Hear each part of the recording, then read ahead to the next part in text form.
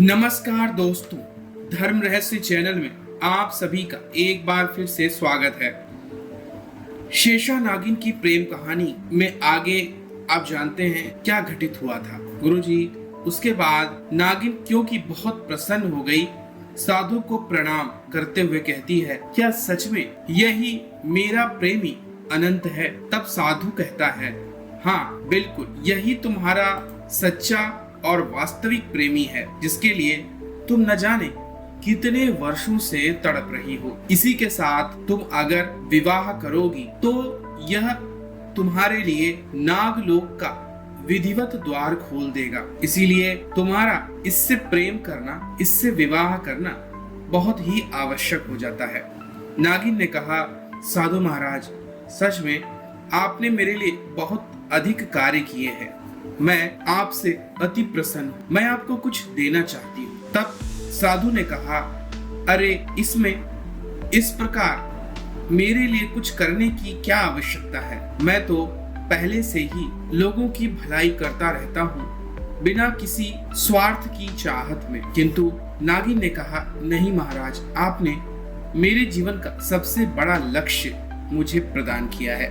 मैं बहुत ही ज्यादा प्रसन्न हूँ, इसीलिए मैं आपको एक गोपनीय सिद्धि प्रदान करती हूँ। आप नाग मंत्र का उच्चारण करके जब चाहेंगे वैसा रूप बना सकेंगे। यह विद्या आपके अगर कभी काम आई तो मैं अपने आप को भाग्यशाली मानूंगी। और उसने वह विद्या रूप बदलने की उस साधु को प्रदान कर दी, यह जाने बिना कि यह साधु ही इस नागिन का सबसे बड़ा शत्रु है। शेषा यह बात नहीं जानती थी कि उसके साथ वास्तव में क्या घटित हो रहा है। उसने कभी ऐसा सोचा ही नहीं था कि जो चीजें सरल नजर आ रही हैं, उनके पीछे बहुत ही बड़ा षड्यंत्र काम कर रहा है। तब साधु कहता है, ठीक है, लो संभालो अपने इस प्रेमी को, और अब मैं चलता हूँ। साधु ने इशारे से काला नाग को यह बात समझा दी कि उसे कैसा व्यवहार अपनी नागिन के साथ करना है, और फिर काला नाग उसके सामने जाकर खड़ा हो गया। इधर साधु वहां से निकल गया, क्योंकि वह अब बिल्कुल तैयार था कि धीरे धीरे जिस दिन काला नाग और शेषा की शादी हो जाएगी, उसके बाद उसकी मणि पर भी काला नाग का पूरा अधिकार होगा, और तब मणि प्राप्त करना बड़ा ही आसान हो जाएगा। साधु उस गोपनीय तांत्रिक के पास चला गया।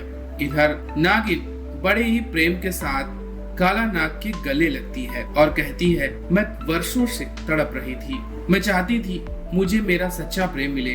भगवान शिव की कृपा से आज तुम मुझे मिल गए हो। आओ चलो इस जंगल में अपनी खुशियों का प्रदर्शन करते हैं। और वह उस काला नाग के साथ जंगल में नाचने और गाने लगी, और उसने एक अभूतपूर्व बहुत ही सुंदर गाना गाया।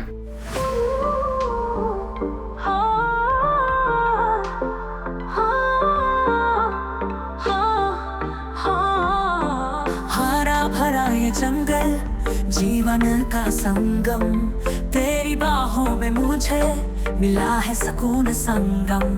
पल पल की ये खुशियाँ साथ तेरे बिताए, दिल की हर धड़कन में सिर्फ तुझको ही पाए।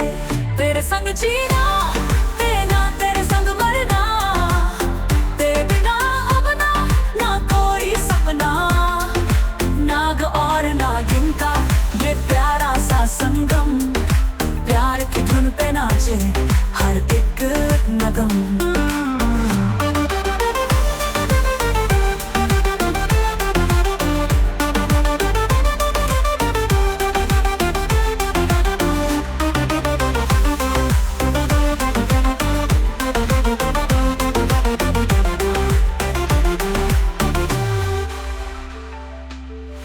आँखों में है प्रेम का समंदर, तेरे बिना मेरा दिल है जैसे वीरान घर।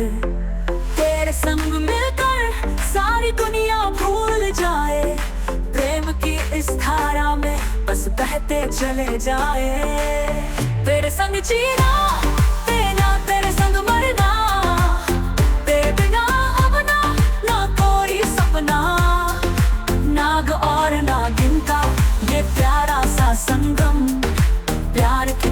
नाचे हर एक नगम।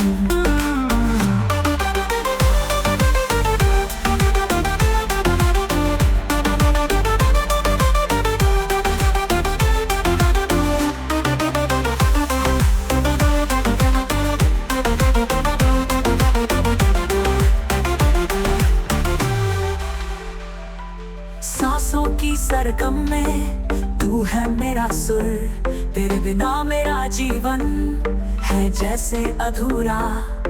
मिलकर आज करे हम वादे हजार, प्रेम की इस बगिया में खिलेंगे प्यार के फूल बार बार बार। तेरे संग जीना, तेरे संग मरना, तेरे बिना अब ना कोई सपना।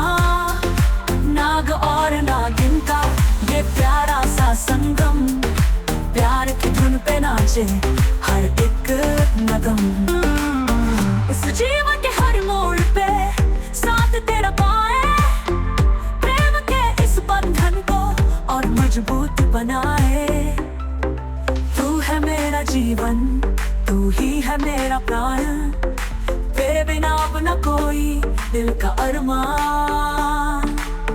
तेरे संग जीना, तेरे संग मरना, तेरे बिना अब ना कोई सपना। नाग और नागिन का ये प्यारा सा संगम, प्यार की धुन पे नाचे हर एक नगम।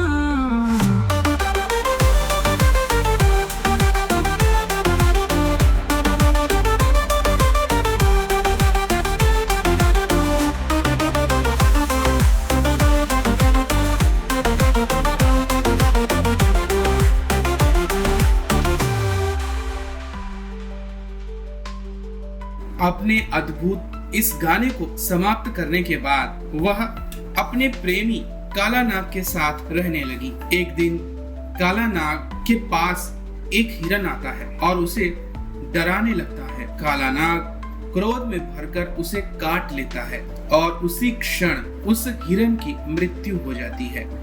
यह देखकर नागिन वहां आती है और कहती है, यह व्यवहार मैं अपने नाग प्रेमी से अप्रत्याशित रूप से ऐसा देखती हूँ कि तुम्हारे अंदर क्रोध की मात्रा बहुत ज्यादा है। अरे हम दोनों देवी और देवता की तरह होने वाले हैं, ऐसे में हमारा स्वभाव भी नम्र होना चाहिए। अगर हिरन तुम्हें डरा रहा था तो तुम्हें उसे फुंकार कर भगा देना चाहिए था, पर तुमने तो क्रोध में आकर उसको जान से ही मार डाला। मेरे पति से मैं ऐसा व्यवहार बिल्कुल भी नहीं चाहती, इसलिए मैं चाहती हूँ कि आप अपना व्यवहार बदलें। काला नाग यह बात सुनकर काफी असमंजस में आ जाता है, क्योंकि उसे पहले ही बताया गया था कि किसी भी प्रकार से नागिन को रुष्ट नहीं करना है। काला नाग अपने स्वभाव के अनुसार ही क्रोधी स्वभाव का था और उसे अपने स्वभाव पर नियंत्रण रखना आवश्यक था, अन्यथा शेषा बहुत जल्दी सब कुछ जान जाती। एक दिन शेषा काला नाग के साथ जंगल में भ्रमण कर रही थी कि तभी वह कहने लगी, अरे बहुत सारे नाग किधर जा रहे हैं। बहुत सारे सर्प एक तरफ बड़ी तेजी से दौड़ रहे थे।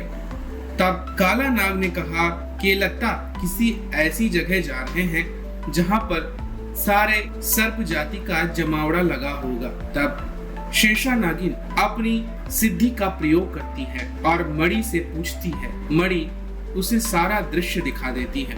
प्रत्येक 100 वर्ष के बाद धरती में अपने आप नाग द्वार खुल जाता है और यह नाग द्वार इतना अद्भुत होता है कि एक दिन के लिए नागलोक जाने का मौका सभी सिद्धिवान सर्पों को मिलता है।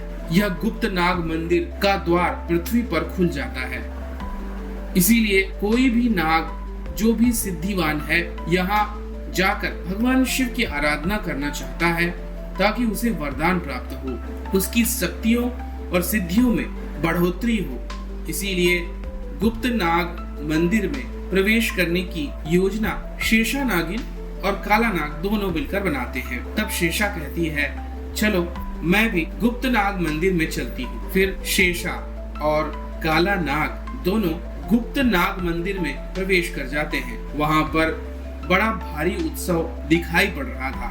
भगवान शिव के विशालकाय दिव्य मंदिर के चारों तरफ लाखों करोड़ों नाग नागिन बड़े ही खुश होकर नृत्य कर रहे थे। तब शेषा भी प्रसन्न हो जाती है। शेषा कहती है कि यह स्थान तो बड़ा ही दिव्य और दुर्लभ है, यहाँ पर तो बहुत शुभ कार्य हो सकते हैं। कि तभी वहां पर नाग ऋषि शेषा को देखकर कहते हैं, अरे तुम्हारे अंदर तो बड़ा तेज दिखाई पड़ता है, तुम तो दिव्य नाग शक्ति नजर आती हो। तुम्हारा स्थान पृथ्वी पर नहीं होना चाहिए, तुम तो नाग देवी बनकर नाग लोक में वास करने योग्य हो। तुम्हारी दिव्य मणि को देखकर मैं स्पष्ट रूप से समझ सकता हूँ। तब नाग ऋषि के इस प्रकार कहने पर शेषा बहुत खुश हो जाती है और कहती है, ठीक है, तो फिर मुझे क्या करना चाहिए? क्या मैं यहाँ पर छद्म विवाह कर सकती हूँ? क्योंकि बाद में मुझे विवाह करना है, उससे अच्छा है कि अभी मैं छोटा सा विवाह अपने इस प्रेमी के साथ कर लूं। तब नाग ऋषि कहता है, अच्छा, मैं तुम्हारी मदद कर दूंगा। और नाग ऋषि भगवान शिव के उस मंदिर में गुप्त रूप से उन दोनों का विवाह संपन्न कराने की तैयारी करने लगता है। कि तभी नाग ऋषि काला नाग को देखकर कहता है, मैंने अभी तक कभी बेमेल विवाह नहीं कराया है। यह नागिन 1000 वर्ष की तपस्या के बाद दिव्य मणि को प्राप्त की है, पर तुम्हारे पास तो कोई मणि भी नहीं है। तुम इससे कैसे प्रेम कर रहे हो और यह तुम्हें स्वीकार भी क्यों कर रही है? तुम्हारे पास भी तो कोई नागमणि होनी चाहिए, तभी तुम्हारा विवाह उपयुक्त प्रकार से हो सकता है। तब काला नाग ने कहा, अरे मेरी मणि अभी मैंने गोपनीय रखी है, आपको अभी थोड़ी देर में दिखा दूंगा। नाग ऋषि कहते हैं, विवाह के लिए दोनों लोगों का अपनी मणियां उतार कर भगवान शिव के शिवलिंग के सामने रखना आवश्यक है, तभी तुम दोनों का विवाह हो सकता है। तब शेषा अपने मस्तक की मणि निकाल कर रख देती है और काला नाग की तरफ देखती है, तो वह काला नाग कहता है कि पहले तुम स्नान करके आओ, यूं ही विवाह नहीं करना चाहिए। और नागिन उसकी बातों में आ जाती है, वहीं बने कुंड में जाकर स्नान करने चली जाती है। इधर नागिन जब वापस आती है तो नाग ऋषि घायल अवस्था में पड़े थे। वह कहते हैं, तुमने बहुत बड़ी गलती कर दी है, तुम्हारी नागमणि लेकर वह नाग भाग गया है जिससे तुम विवाह करना चाहती थी। यह बात सुनकर शेषा ऊपर से नीचे तक हिल जाती है। उसने कभी नहीं सोचा था कि जिससे वह विवाह करने वाली है वह उसे धोखा देकर उसकी नागमणि लेकर चला जाएगा। शेषा क्रोध में भर जाती है। इधर काला नाग नागमणि उठाकर पहुंच जाता है साधु के पास, पर साधु को देने से पहले वह कहता है, मैं इस नागमणि को अपने पास रखूंगा। तब साधु उस पर क्रोधित हो जाता है। इस कथा में आगे क्या होगा जानेंगे हम लोग अगले भाग में। तो अगर ये जानकारी और कहानी आप लोगों को पसंद आ रही है तो लाइक करें, शेयर करें, सब्सक्राइब करें चैनल को। आप सभी का दिन मंगलमय हो। जय मां पराशक्ति।